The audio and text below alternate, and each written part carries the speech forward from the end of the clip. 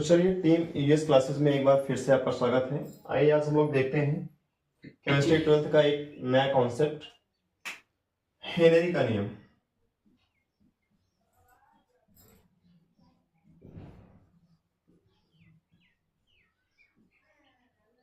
Henry का नियम, तो ये नियम क्या है? विलियम हेनरी साहब ने इस नियम को कैसे प्रस्तुत किया, कैसे प्रपोज किया, तो चलिए समझते हैं। पहले तो इसको हम थोड़ा सा लिख लेते हैं, इनके नियम के अनुसार क्या है।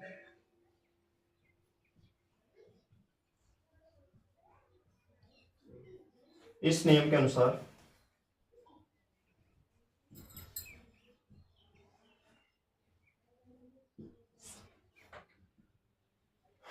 स्थिर ताप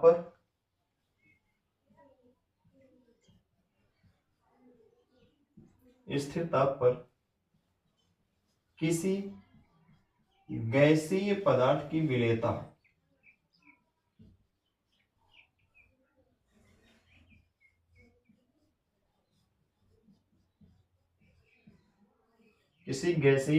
विलेयता उस गैस के पदार्थ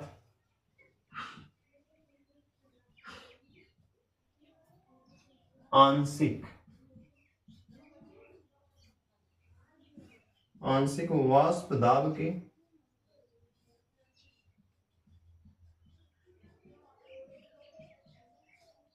समानुपाती होती है।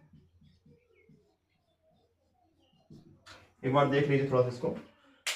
तो इस नियम के अनुसार क्या है? स्थिर ताप पर किसी गैसीय पदार्थ की विलेयता उस गैस के पदार्थ के आंशिक वाष्प दाब के समानुपाती होती है। किसी भी गैसीय पदार्थ की जो विलेयता मतलब ये होती है किसी भी विलायक के अंदर कोई गैसीय पदार्थ जितना ज्यादा विलीन हो जाएगी, घुल जाएगी, वही उस पदार्थ की विलेयता कहलाएगी। सपोज कीजिए कि मेरे पास ये बॉटल है और मैंने इसमें पानी भर रखा है, जल ले लिया है एज अ विलायक। तो उसमें मैं कोई गैस अगर घोलना चाहता हूं तो जितना ज्यादा मैं उस गैस के ऊपर दाब लगाऊंगा वो गैस उतना ही इस पानी के अंदर, जल के अंदर धीरे धीरे अंदर की ओर घुलती चली जाएगी। तो उसकी विलेयता भी बढ़ती चली जाएगी। मतलब जितना ज्यादा इसके अंदर घुलनशीलता उसकी होगी, जितना ज्यादा विलीन होगी, वही उसकी क्या होगी? विलेयता होगी। तो यही हम लोग को सीखना है आज इस नियम से, जहां सॉल्युबिलिटी यानी S डायरेक्टली प्रोपोर्शनल P, तो आंशिक वाष्प दाब के समानुपाती विलेयता होती है। जितना ज्यादा आंशिक वाष्प दाब होगा उतनी ज्यादा उस पदार्थ की, उस गैस की विलेयता होगी।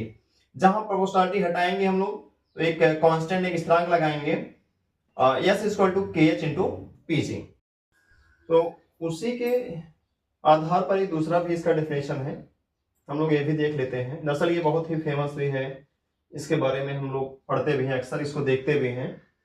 तो ये क्या है? स्थिर ताप पर गैसीय विलयन का आंशिक वाष्प दाब गैस के मूल अंश के समानुपाती होती है। तो किसी भी विलयन में गैसीय पदार्थ का जितना मूल अंश है उसकी मात्रा जितनी ज्यादा इसके अंदर होगी, उस विलयन में उस पदार्थ का वाष्प दाब भी उतना ही ज्यादा क्रिएट होगा। तो यानी उसकी मात्रा बढ़ेगी, उसके मूल अंश बढ़ेंगे गैस पदार्थ के, तो उसके वाष्प दाब भी बढ़ते जाएंगे। आंशिक वाष्प दाब किसे कह रहे हैं हम लोग? Partial pressure. आंशिक वाष्प दाब विलयन के अंदर होता है। दरअसल अगर स्पेशल सिर्फ किसी एक ही पदार्थ का वाष्प दाब होता है उसे हम लोग शुद्ध वाष्प दाब बोलते हैं। और विलयन में है, विलयन में दो पदार्थों का मिश्रण होता है, उसमें जो वाष्प दाब क्रिएट होती है उसे हम लोग क्या कहते हैं? आंशिक वाष्प दाब कहते हैं। तो फिलहाल यहाँ आंशिक वाष्प दाब ही है। तो यहां पर P डायरेक्टली प्रोपोर्शनल किसके हैं? XG, जहां पर P क्या है? आंशिक वाष्प दाब, और XG क्या है? उस गैस के मोल अंश। तो हम लोग प्रोपोर्शनलिटी हटा करके एक कांस्टेंट लगा लेंगे, हेनरी स्थिरांक KH इंटू XG। इसको हम इस तरह से समझ सकते हैं कि जैसे अगर गैसीय पदार्थ के मोल अंश को कह रहे हैं तो मोल अंश किस पे डिपेंड करता है? उसके मास पर। अगर किसी भी पदार्थ का मास, द्रव्यमान बढ़ेगा, किसी भी पदार्थ का द्रव्यमान अगर बढ़ेगा, इंक्रीज होगा, तो नंबर ऑफ मोल्स भी यानी मोल की संख्या भी क्या होगी उनकी, बढ़ेगी। मोल की संख्या बढ़ेगी, तो जैसे मोल की संख्या बढ़ने के साथ साथ उस पदार्थ का मोल फ्रैक्शन वो भी बढ़ेगा, यानी मोल अंश भी क्या होगा उसका, बढ़ेगा। तो जब मोल अंश बढ़ेगा, मोल फ्रैक्शन बढ़ेगा, तो मोल अंश बढ़ने के साथ साथ उस पदार्थ का गैसीय उस पदार्थ का आंशिक वाष्प दाब भी क्या होगा, बढ़ेगा। तो यही चीज है हेनरी के नियम में। इसके नियम के इनके नियम हेनरी के नियम की कुछ अपनी लिमिटेशन भी है, कुछ सीमाएं भी है, कुछ चीजें फिक्स ही है इनकी। जैसे पहला ये है कि ये जो वाष्प दाब होना चाहिए, इसका जो आंशिक वाष्प दाब यानी उच्च, बहुत ज्यादा उच्च नहीं होना चाहिए, अत्यंत उच्च नहीं होना चाहिए, क्योंकि टेम्परेचर ताप उसका स्थिर होना चाहिए, कांस्टेंट होना चाहिए, न कम हो न ज्यादा हो। जिस टेम्परेचर पर काम कर रहा है उतना ही होना चाहिए। और तीसरी चीज ये है कि वो जो गैस को हम घोल रहे हैं किसी विलायक के अंदर, वो विलायक के साथ कोई रासायनिक क्रिया ना कर सके, यानी ना संयोजन कर सके और ना ही वियोजन हो सके, ना ही उसके साथ कोई कॉम्बिनेशन हो, ना ही डिसोसिएशन हो। ठीक है, तो इसलिए नहीं तो अगर कॉम्बिनेशन डिसोसिएशन हो जाएगी तो उसके साथ मिलकर के एक नया प्रोडक्ट बना लेगा, और नया प्रोडक्ट बन जाएगा तो उस वजह से कोई भी वाष्प दाब क्रिएट नहीं होगी। तो चलिए उसका एग्जांपल भी देख लेते हैं, जैसे कुछ चीजों का हम लोग, मैं इसको इरेज कर रहा हूं।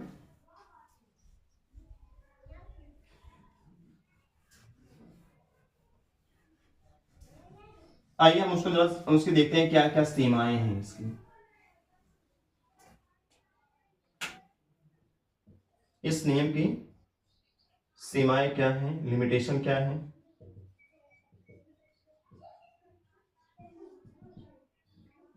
पहला तो ये है कि दाब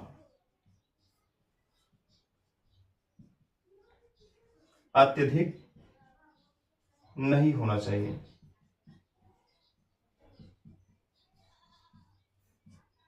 दूसरा ये है उसका जो टेम्परेचर ताप है वो स्थिर होना चाहिए।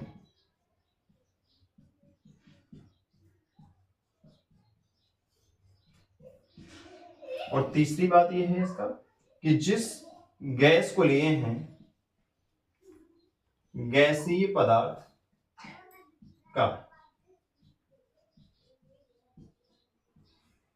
विलायक के साथ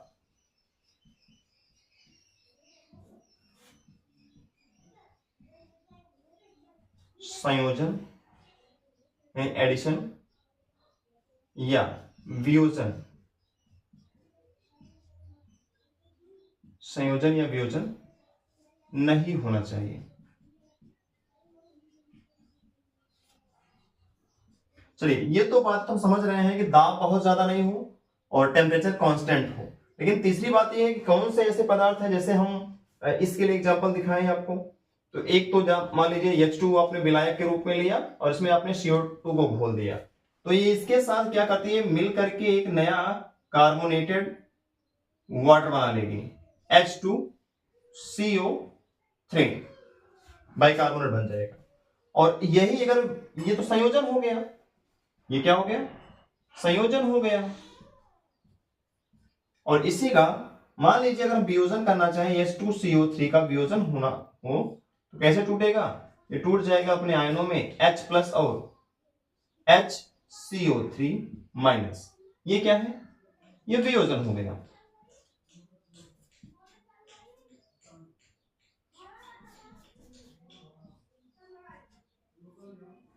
तो वियोजन हो गया, ये चीजें नहीं होनी चाहिए।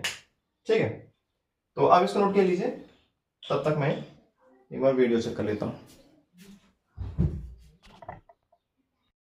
तो चलिए थोड़ा सा हम लोग देख लेते हैं हेनरी के नियम के कुछ अनुप्रयोग देख लेते हैं, कुछ एप्लीकेशन भी हैं इनके। हालांकि उसको हम यहाँ लिखेंगे नहीं क्योंकि 2-3 एप्लीकेशन है, उसको आप ऐसे ही मैं बता दे रहा हूँ, बाकी उसका जो भी टेक्स्ट है मैं अटैच कर दूंगा वीडियो के लास्ट में, आप उसको देख लीजिएगा, नोट कर लीजिएगा।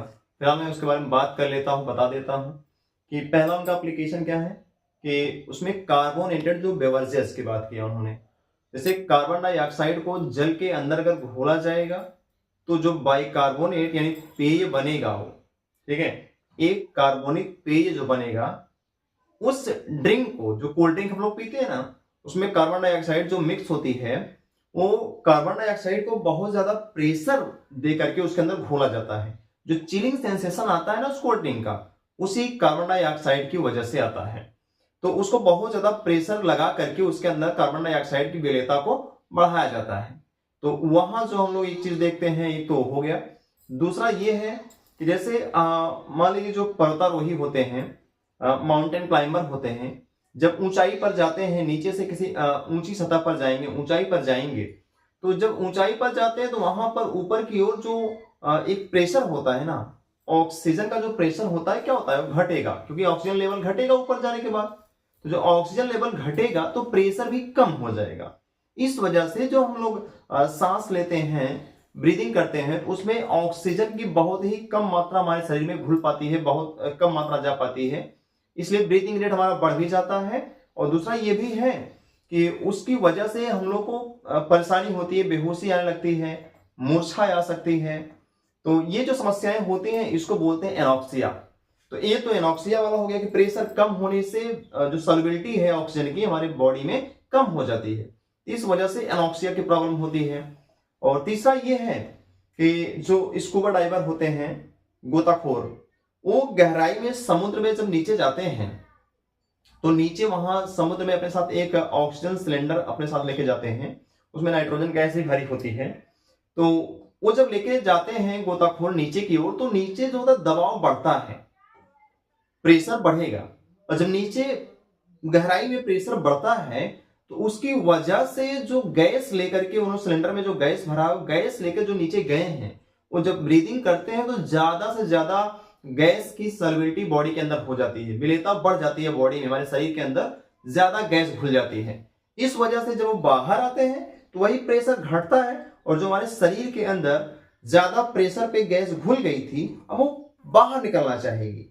जब बाहर निकलने का प्रयास करती हैं तो बुलबुले के रूप में हमारी जो ब्लड वेसल्स हैं, नलिकाएं हैं, रक्त नलिकाएं हैं, उसमें जाकर के क्या होते हैं, बुलबुले के रूप में इकट्ठा होने लगती है कहीं कहीं। तो इस वजह से जब प्रॉपर ब्लड सर्कुलेशन नहीं हो पाता है तो इसकी वजह से हमारी बॉडी में बहुत ही पेन होता है, बहुत ही खतरनाक पेन होता है, एक असहनीय पीड़ा होती है। तो इस समस्या को बोलते हैं बेंड बोलते हैं, और इससे कभी कभी तो व्यक्ति की मृत्यु भी हो जाती है।